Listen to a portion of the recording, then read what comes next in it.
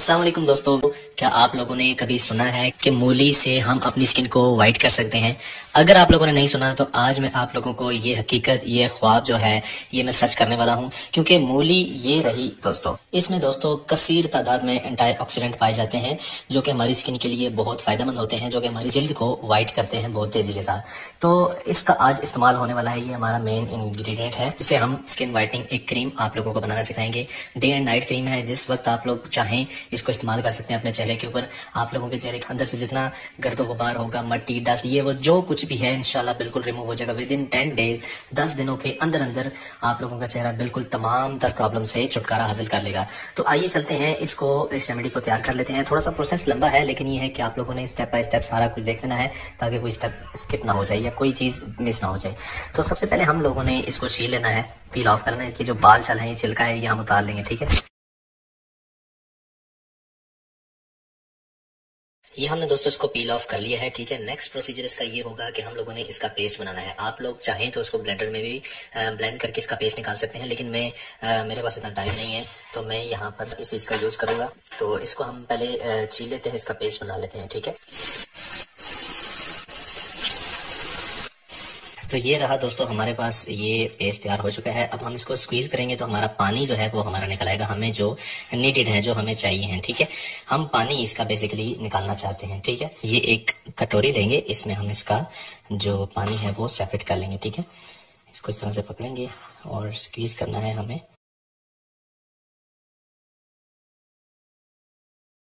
अच्छा मेरे भाइयों, नेक्स्ट हमारा प्रोसेस ये है कि हम लोगों ने एक बड़ा बाउल ले लेना है। ठीक है, उसमें इस पानी को कन्वर्ट करना है और एक से दो चीजें हैं जो कि अभी ऐड करनी है। ठीक है, उनमें सबसे पहले तो है दोस्तों ये कॉर्नस्टार्च, यानी कि जो मकई का आटा होता है, वो आप लोगों ने एक बड़ा चम्मच ऐड कर देना है। ठीक है, और इसको साथ ही अच्छे तरीके से आप लोग मिक्स करें।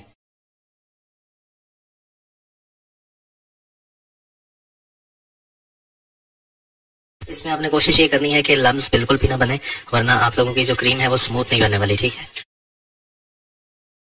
तो ये दोस्तों हमारी ये तैयार हो चुकी है, यहाँ तक कि क्रीम हमारी तैयार हो चुकी है। अभी हमारा जो अगला प्रोसीजर है वो चूल्हे का है। ठीक है, तो अभी यहाँ पर ये सेशन एंड करते हैं।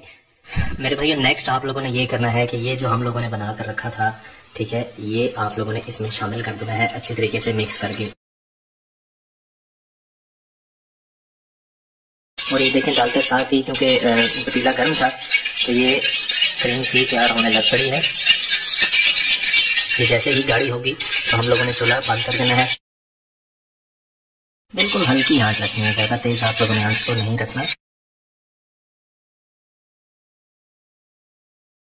बिल्कुल आप लोगों ने इसके सर पर खड़े रहना है। ठीक है, आगे पीछे अपना ध्यान नहीं रखना, वरना ये इसमें लम्स बन जाने हैं और आप लोगों की क्रीम जो है वो अच्छे तरीके से रेडी नहीं होगी, तो उसमें लम्स होंगे बहुत ज्यादा और उस चीज का फायदा भी नहीं है। ये देखें आप लोग, इसकी कंसिस्टेंसी ये गाढ़ा होता जा रहा है। बहुत अमेजिंग सी, बहुत कमाल की आप लोगों की क्रीम तैयार होगी। बस अभी आप लोग चूल्हे की आंच को बंद कर दीजिए, क्योंकि ये बहुत ज्यादा थिक हो रहा है। ये हमारी दोस्तों क्रीम तैयार हुई है। अभी एक से दो इंग्रेडिएंट और रहते हैं, तो बिल्कुल टोटली हमारी रेमेडी रेडी नहीं हुई। लम्स बिल्कुल आप लोगों ने नहीं बनने देने, ये शर्त है। ये आप लोग देखिए, इसकी कंसिस्टेंसी बहुत मजे मजे की, इसकी गाढ़ी गाढ़ी सी लेयर आ चुकी है।